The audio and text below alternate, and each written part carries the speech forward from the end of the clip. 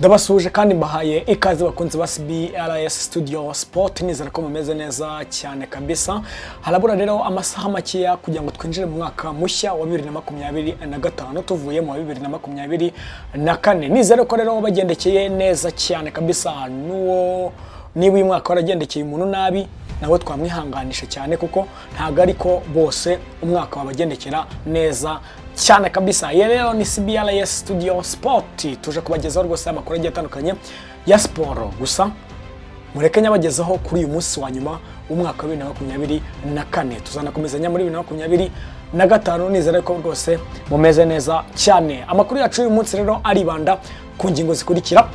Turaza kwijya mu Mavubi. Amavubi niki kiri kuvugwamo, ese ko bakiriye ubutumire bwo kujya muri Mapinduzi Cup, irushanwa rizabafasha kwitegura imikino ya CHAN y'abakina imbere mu gihugu. Ese bimeze bite byose hamwe ubwino bwose turabufite hano muri CBRS Studio Sport.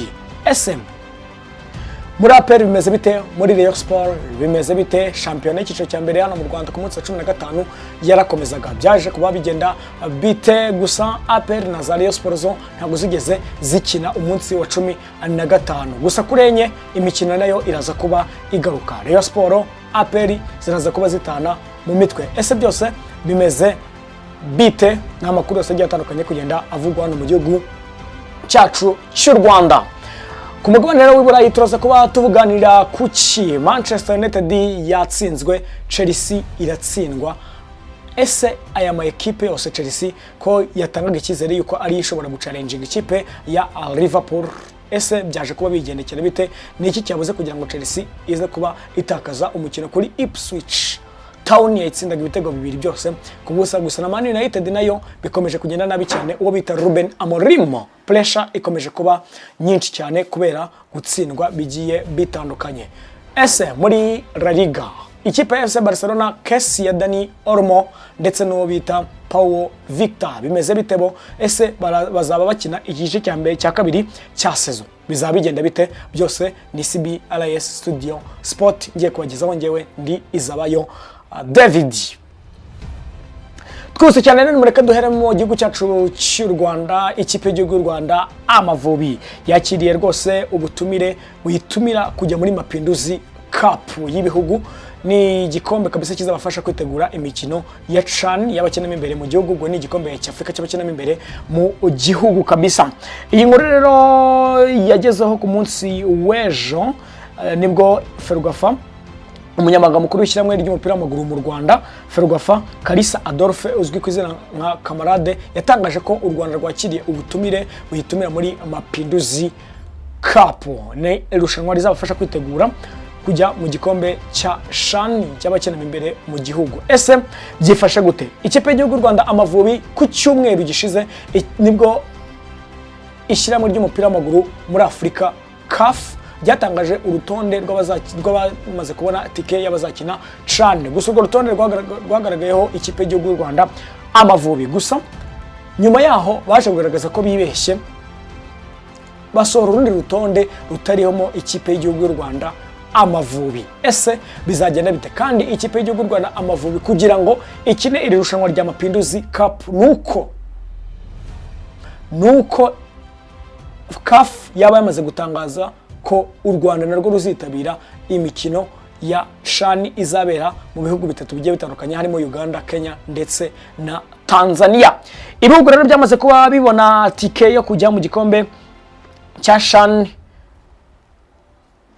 byamaze kujya ahagaragara ni Angola, Burkina Faso, Republika ya Centrafrica, hakaza Congo Brazzaville, DRC Congo, Guinea, Mauritania, Morocco, Madagascar, Nigeria, Senegal, hakaza Sudani, Zambia, ukongeraho n'andi ma equipe atatu azakira Tanzania, Kenya ndetse n'igihugu cya Uganda. Gusa u Rwanda rufite amahirwe yo kuzabona tike bitewe nuko hari ama equipe yagiye yikura muri iri rushanwa. Gusa reka tutegereze, ese CAF bizagenda bite? Ese itike y'u Rwanda irahari? Byose no gutegereza tukareba. Gusa u Rwanda rugomba gusubizwa bitarenze rwose kuri tariki 3 Mutarama kugeza tariki 13 nibwo Mapinduzi Cup izaba iba 2025. Ubwo rero u Rwanda rutegereje gusubiza hakiri kare kugira ngo rurebe niba rwabasha kwitabira aya marushanwa ya Mapinduzi Cup. Tuvuye ku ikipe y'igihugu Rwanda Amavubi, reka twigire muri shampiyona Rwanda Premier League. Yarakomezaga ama equipe rwose agiye yasurana ku buryo bukomeye cyane kabisa ku munsi w'ejo. Ku munsi w'ejo rero ikipe ya Vision yagufata ikipe bita Musanze itsinda ibitego bitatu byose ku busa. Ese iyi Musanze bimeze bite? Uwo bita rero Cyubahiro Idalus yatsinze ibitego bibiri byose bya Vision, naho bita Rugangazi Prosper naho aza kuba yigaragaza kabisa atsinda igitego cya gatatu cya Vision. Ese ikipe ya Musanze yabuze iki kugira ngo itsindwe n'ikipe ya Vision, dore ko na Vision yahise ivana mu ekipe ari mu murongo utukura. Ikipe ya Vision imeze neza cyane kuko inafite n'abakinnyi bagiye batandukanye tuzi nka Onesme bameze neza cyane kabisa. Dukomeje rero n'indi mikino yabaga ku munsi w'ejo. Ikipe ya Bugesera noneho yabonye insinzi ku ikipe ya Marine itsinda ibitego bine byose ku busa. Ni ibitego rero byatsinzwe no bita Gakwaya Leonard watsinziye igitego cya mbere cy'ikipe ya Bugesera, hakaza umusore witwa Omar Aba watsinze ibitego bibiri, ndetse no bita Nyarugabo Moise nawe yaje gutsinda ikipe ya Bugesera igitego kimwe rukumbi. Ni Usabimana niwe wagitsinze, Usabimana Olivier niwe watsinda ikipe ya Marine igitego kimwe rukumbi yaje kuba ibona. Iyo ni shampiyona y'icyiciro cya mbere no mu gihugu cyacu cy'u Rwanda. N'indi mikino yari yakomeje, Gorilla yaratsinzwe na Rutsiro ibitego bibiri kuri kimwe.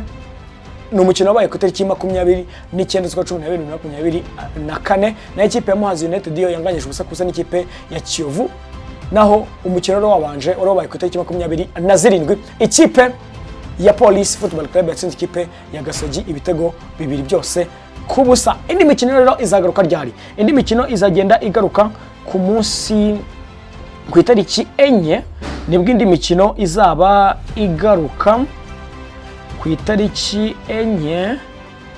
Anze mbarebere bizagenda bite ku itariki 4. Ikipe ya Rayon Sport nibwo izabikina n'ikipe ya Police, naho ikipe ya Apple Football Club izaba yakiriye ikipe ya Musanze. Ni imikino igiye ikomakomeye cyane izaba iba, ni imikino rwose ikomeye izaba iba, ariko gusa ikipe ya Rayon Sport yo iracyayoboye rwose hejuru cyane, n'ikipe ya Apple iracyayikurikira. Gusa ikipe ya APR ifite ikirarane kimwe n'igitsinda izahita irushwa n'ikipe ya Rayon Sport amanota 5 kandi banganya imikino. Tuvuye aho ngaho rero tuvuye mu gihugu cyacu cy'u Rwanda, ni mureke tujye kwiganirira rwose ku makuru yo ku mugabane w'i Burayi ari haragenda acaracara. Gusa turahava ikipe ya Rayon Sport, ikipe ya Rayon Sport obita Aziz Basane yamaze kuba agera mu Rwanda, ndetse no bita Elanga Ekang nawe azaba ahabaye neza cyane kabisa batangira imyitozo bitegura ikipe ya Police Football Club.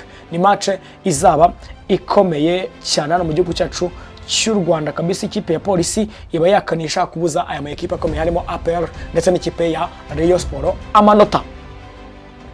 Twese cyane rero munyemerera twigire mu gihugu cy'Ubwongereza. Mu gihugu cy'Ubwongereza ni byinshi cyane biri kugenda bivugwa, ariko mbere ko tujye mu gihugu cy'Ubwongereza reka tuze kuba tuhasoreza. Reka mbanze mbibwire ko AS Milan uwo bita Conceição biri mu nzira binoroshye cyane kandi bishobora no kwemezwa vuba ahangaha ko ashobora kujya gusimbura Paul Fonseca, ko yitwaye nabi cyane kabisa muri shampiyona y'igihugu cy'Ubutaliyani. Nari babwiye ku munsi w'ejo yanganyije n'ikipe ya AS Roma San Siro Stadium igitego kimwe kuri kimwe. Ese Conceição uyu munyaportugal wazaza kuba akora iki? Azaza kuba yigaragaza mu ikipe ya AC Milan. Twese cyane ka twigire mu ikipe ya FC Barcelona. Ikipe ya FC Barcelona abafana bayo ubwoba ni bwinshi kuri Dani Olmo ndetse no bita Paul Victor. Abasore rero biragoye cyane kuba babandikisha kugira ngo babakina igice cya kabiri cya saison. Gusa munibuka yuko transferi zaje.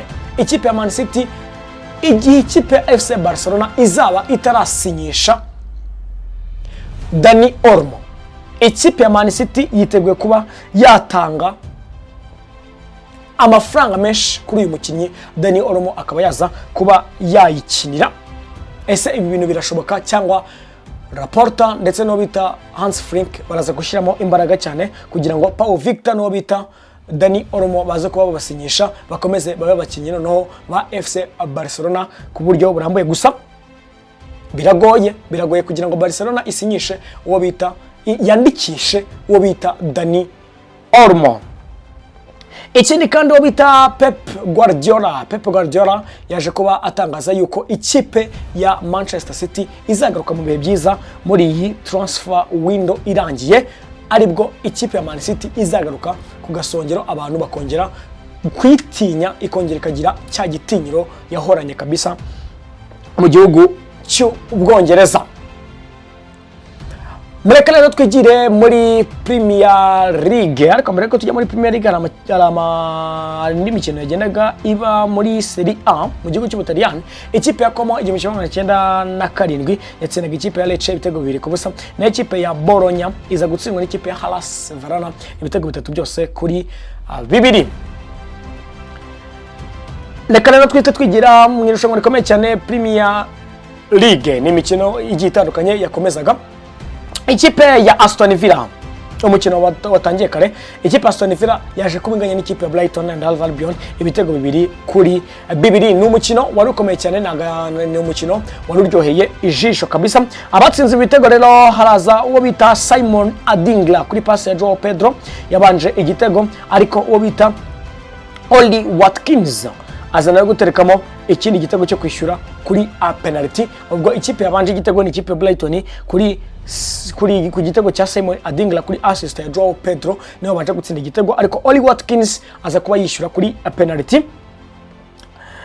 Uwo bita Morgan Rogers kuri pass ya Oli Watkins yaje kuba aterekamo igitego cya kabiri. Ikipe Aston Villa yaje kuba ku minota 47 bavuye muri half time yaje kubiyobora n'ibitego 2 byose kuri kimwe, ariko ku minota 81 uwo bita Tariq Lamptey aza kuba atsinda igitego kuri passe ya Joao Pedro, biza kurangira ikipe ya Aston Villa inganyije ibitego 2-2 n'ikipe ya Brighton and Hove Albion.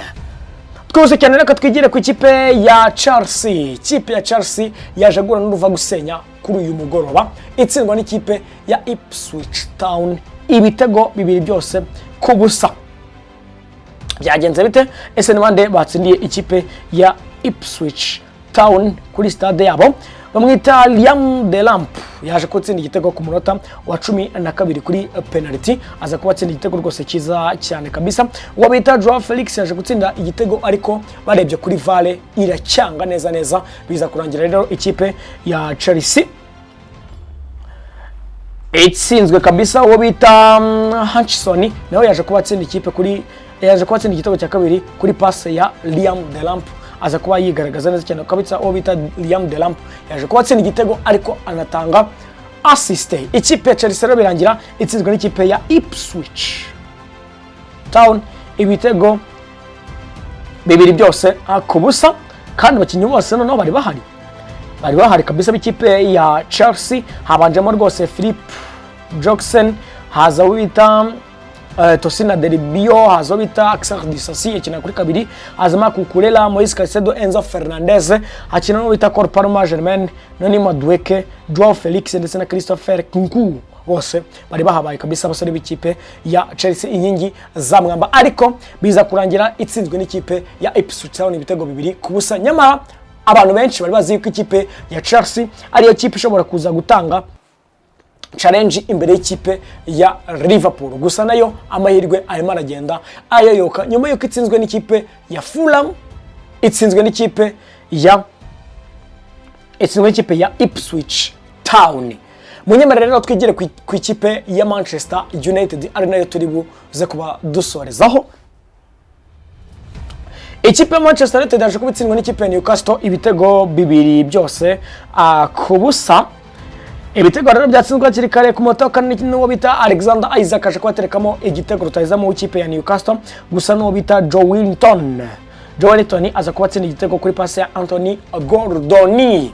Newcastle rero birangira itsinze ikipe ya Man United ibitego bibiri byose ku busa. Nyamara United yari yuzuye Andre Onana, Matthew De Ligt, Harry Maguire, Lisandro Martinez bameze neza cyane, Nusa Mazarawi, Casemiro, Christensen, Diego Dalot, Amad Diallo, Joshua Zirkize, Rasmus Hojlund. Nyumvira nawe ikipe ya Man United yatsinzwe n'abasore rwose ba Newcastle kabisa, bari babanjemo bita Martin Dublevac, hakaza Fabian Skal, hakaza Kieran Trippier, Dan Ban, hakazo bita Lewis Hall, Joelinton, Sandro Tonali, Bruno Guimaraes, Jacob Murphy, hakaza Alexander Isaac no bita Anthony Gordon. Abose barabanjemo kuranga ikipe ya Newcastle. Gusa biza kurangira ikipe ya Man United rwose itsinzwe nabi cyane kandi hakiri kare, ibitego bibiri byose ku busa. Ese Ruben Amorim ntago yagiye kuri pressure yuko abantu bashobora kuba bamwibazaho? Ese bamureke amahirwe akomeza yagerageze, dore ko iyi kipe atari niyiwe, iyi kipe ni ya Erik ten Hag na mukinnyi yongeyemo bita Ruben Amorim. Ese iyi transfer window izamumarira iki? Tumureke yongeremo abakinnyi cyangwa Ruben Amorim akwiriye umwanya muri Manchester United kugira ngo ayubake? Byose rero ubishyire muri comment kuri channel ya CBRS Studio Sport kabisa, unashyireho subscribe kugira ngo ibintu bikomeze kugenda bigenda neza cyane, ibiganiro byacu ujye ubibona ari byinshi cyane bigenda bikugeraho. Wowe ukunda siporo rwose wumve ngo irungu rirashize uri kumwe na CBRS Studio Entertainment, ibintu rwose biraryoshye cyane. Rero reka dusoreze inkuru yacu mu ikipe ya Arsenal. Transfer window, ikipe ya Arsenal iri gushyira imbaraga kuwo bita Alexander Isaac, uyu mwataka w'ikipe ya Newcastle. Gusa Arsenal ishobora kuzatanga amafaranga menshi kuri uyu mwataka, dore ko inamubonye byaba ari byiza cyane. Uwo bita Mikel Arteta noneho yazana ikipe zo mu gihugu cy'Ubwongereza, dore ko bamushinja ko nta mwataka agira. Mu yandi makuru ya transfer, uwo bita Marcus Rashford ashobora kutazakomereza muri Manchester United. Ari amakuru yose tugenda tubagezaho mu minsi iri imbere kabisa mu mwaka utaha wa 2025. Rero mbashimira mwe mwakomeje kurikira CBRS Studio Sport. Ngewe narizabayo David, mbifuriza umwaka mushya muhire wa 2025, muzawurye ntuzabarye. Ciao ciao.